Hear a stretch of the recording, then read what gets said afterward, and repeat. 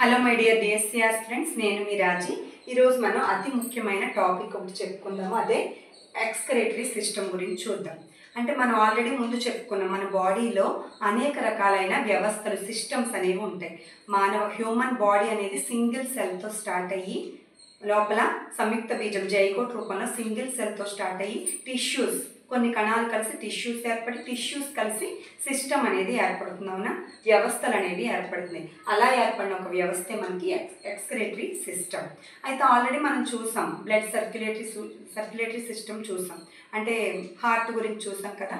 అది next respiratory system, శ్వాసక్రియ, అది ఇంకా నేను చెప్పలేదు. అంటే అనేక రకాలైన వ్యవస్థలు అనేవి మన బాడీలో ఉన్నాయి. అలాగే ఇది ఒక వ్యవస్థ. ఇది ఎందుకు ఈ వ్యవస్థ అనేది మన బాడీలో ఉండాలి, ఎలా ఏర్పడింది, దాని యూజెస్ ఏంటి, నిర్మాణం ఏంటి అనేది మనం ఈ వీడియోలో చూద్దాం. చూడండి, విసర్జక వ్యవస్థ, ఎక్స్క్రెటరీ సిస్టమ్. అసలు ఎక్స్ అంటే బయటకు, అలాగే క్రెనేర్ అంటే పంపుట. అంటే లాటిన్ వర్డ్స్లో మనం ఎక్స్ అంటే బయటకని, క్రెనేర్ అంటే పంపడం అని అర్థం అనమాట. కాబట్టి వ్యర్థాన్ని బయటకు పంపించడం అని దాని మీనింగ్ అనమాట. ఇంపార్టెంట్.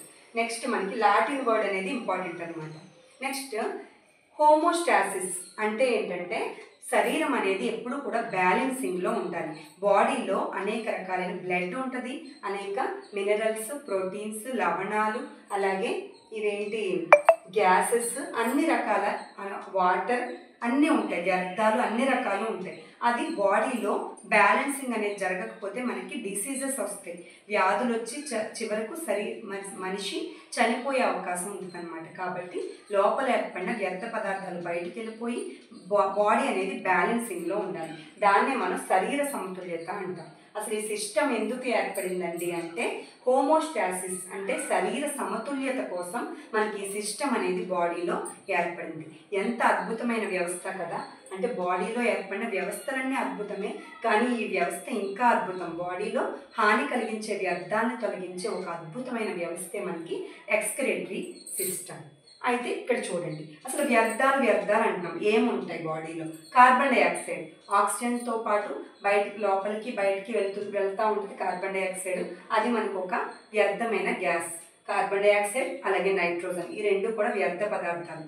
నెక్స్ట్ ఎక్స్ట్రాగా ఉన్న నీరు, H2O, యూరియా, మూత్రం రూపంలో బయటకు వెళ్ళే యూరియా, యూరిక్ యాసిడ్, అలాగే లవణాలు.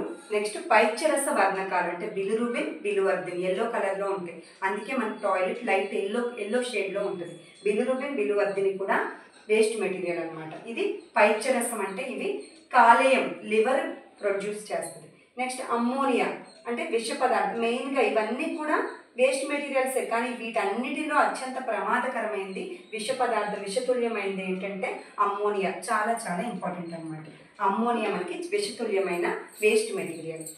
నెక్స్ట్ మనకి ఇక్కడ చూడండి, మూత్రపిండాలు ఏ షేప్లో ఉన్నాయనేది ఒకసారి చూడండి. చిక్కుడు గింజ ఆకారంలో ఉంటాయి. మనకి 2 మూత్రపిండాలు ఉంటాయి.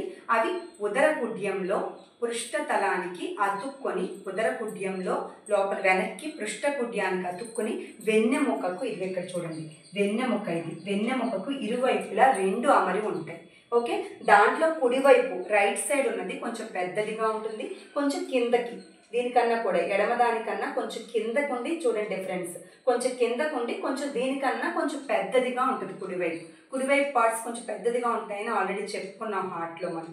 ఓకే, ఇది చూడండి నిలువు కోత కట్ చేసి ఇది చూపించారు. మనకి పార్ట్ చూడండి లోపల ఎలా ఉంటుంది అనమాట. ఓకే, దీని ద్వారా ఇక్కడ మనకి హైలస్ ఒకటి ఇంపార్టెంట్. హైలస్ అంటే ఇక్కడ నొక్కు, పుటాకార తలంలో ఇక్కడ అంటే కుంభాకారం, ఇది కుంభాకారంలో బయట వైపు కుంభాకారంలో ఉంటుంది, లోపల వైపు పుటాకారంలో ఉంటుంది. పుటాకారం అంటే లోపలికి ఉంటుంది, కుంభాకారం అంటే ఎత్తుగా ఉంటుంది. ఇదిగోండి ఇలాగా పుటాకారంలో ఉన్న ఒక నొక్కునే మనం హైలస్ అంటాం. ఈ హైలస్ ద్వారానే మనకి వృక్క ధమని లోపలికి ప్రవేశిస్తుంది, వృక్క శిర అనేది బయటకు ప్రవేశిస్తుంది. వృక్క ధమని ఎందుకు మనకి అంటే ధమనులన్నీ కూడా ఎందుకు బ్లడ్ని శరీర భాగాలన్నిటికీ సరఫరా చేస్తాయి కదా. అంటే హార్ట్ నుంచి ధమనులన్నీ కూడా, ఆర్టరీస్ అన్నీ కూడా ఏం చేస్తాయి మనకి లోపలికి, అదే బ్లడ్ని శరీర భాగాలు హార్ట్ నుంచి శరీర భాగాలన్నిటికీ చేరవేసేవే మనకి ధమనులు. అలాగే వెయిన్స్ ఎందుకు, సిరలు ఎందుకు, ఆక్సిజన్ లేని రక్తాన్ని మనకి ఇక్కడ నుంచి రొక్క సిర ఏం చేస్తుందంటే ఆమ్లజని సహిత రక్తాన్ని ఏమో లోపలికి ప్రవేశించేలా చేస్తుంది. ఆమ్లజని లేని రక్తం అలాగే వేస్ట్ మెటీరియల్తో కలిసిన రక్తం ఏం చేస్తుందంటే మనకి కార్బన్ డైఆక్సైడ్తో కూడిన రక్తం ఏం చేస్తుందంటే ఆ ఊపిరితిత్తులకి తీసుకెళ్ళిపోతుంది అనమాట. రొక్క సిర ద్వారా ఊపిరితిత్తులకి వెళ్ళిపోయి సిరలన్నీ కలిసి చెప్పుకున్నాం కదా పుప్స సిర ఏర్పడుతుందని. ఆ పుప్స సిర ఊపిరితిత్తులకి వెళ్ళి అక్కడ క్లీన్ అయ్యి అది మళ్ళీ కుడివైపు కాదు ఎడమ కర్ణికలోనికి తెరుచుకుంటుంది అనమాట. అంటే క్లీన్ అయ్యి బ్లడ్ అంతా కూడా క్లీన్ అయ్యి ఊపిరితిత్తుల ద్వారా క్లీన్ అయ్యి మళ్ళీ ఎడమ కర్ణికలోనికి తెరుచుకుంటుంది అనమాట. ఇలాగ అంటే ప్రాసెస్ ఇదంతా కూడా. ఇది వృక్క మీన్స్ కిడ్నీ అనమాట. వృక్క అని ఎక్కడొచ్చినా కిడ్నీస్. వృక్క ధమని అంటే మంచి రక్తాన్ని లోపలికి తీసుకెళ్తుంది. వృక్క సిర అంటే చెడు రక్తాన్ని ఊపిరితిత్తుల దగ్గరికి సిరల్లోకి కలిపేస్తాయి అనమాట. ఈ సిరలన్నీ కలిసి ఊపిరితిత్తుల దగ్గరికి పుప్పుస సిర ద్వారా వెళ్తాయి. ఓకే, ఇది ప్రాసెస్. అలాగే సిరలు రెండు కలిసి చూడండి రెండు వృక్క నాళాలు ఉంటాయి. ఈ వృక్క నాళాలు మూత్రాశయంలోకి తెరుచుకుంటాయి. మూత్రాశయాన్ని మనం బ్లాడర్ అంటాం.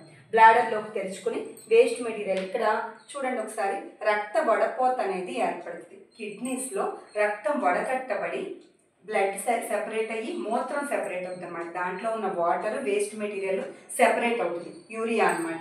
ఈ యూరియా ఏం చేస్తుందంటే వేస్ట్ మెటీరియల్ మనకి వృక్క నాళాల ద్వారా ఇక్కడ తయారైపోయి నెఫ్రాన్స్ ఉంటాయి. నెఫ్రాన్స్ క్లీన్ చేస్తాయి. మనం నెక్స్ట్ వీడియోలో నెఫ్రాన్స్ గురించి చూద్దాము. ఈ వృక్క నాళాల ద్వారా యూరియా ఇలా వచ్చేసి మూత్రాశయంలోకి చేరుతుంది. మూత్రాశయంలో బయటికి పంపించబడుతుంది అనమాట. మూత్రం అనేది బయటికి విసర్జించబడుతుంది. ఇది నెక్స్ట్ మనకి లెంత్ ఎంత, కిడ్నీస్ యొక్క పొడవు ఎంత అంటే 10 సెంటీమీటర్స్ అనమాట. లెంత్ అనేది 10 సెంటీమీటర్స్. విడ్త్ అంటే వెడల్పు 5 to 6 సెంటీమీటర్స్. నెక్స్ట్ కిడ్నీస్ యొక్క డెన్సిటీ మందం ఉంటుంది కదా, ఇలా మందం అంటాం కదా, ఆ మందాన్ని డెన్సిటీని మనం 4 సెంటీమీటర్స్ డెన్సిటీ. లెంత్ వచ్చి 10 సెంటీమీటర్స్, విడ్త్ వచ్చి 5 to 6 సెంటీమీటర్స్ అనమాట. ఇది కిడ్నీ యొక్క నిర్మాణం. ఓకే, కిడ్నీస్ యొక్క నిర్మాణము. అలాగే ఈ వీడియోలో మనం జస్ట్ హోమోస్టాసిస్ అంటే ఏంటి, అలాగే హైలెస్ అంటే ఏంటి, ఎక్స్క్రేషన్ అనేది ఏ వర్డ్స్ నుంచి వచ్చింది, నెక్స్ట్ వేస్ట్ మెటీరియల్స్ ఏంటి అనేది తెలుసుకున్నాం. మళ్ళీ నెక్స్ట్ వీడియోలో మనం నెఫ్రాన్ యొక్క నిర్మాణం చాలా ఇంపార్టెంట్. మూత్రం ఎలా ఏర్పడుతుంది, నెఫ్రాన్ అనేది నిర్మాణం ఎలా ఉంటుంది అనేది నెక్స్ట్ వీడియోలో కలుసుకుందాం మళ్ళీ. Okay, thank you.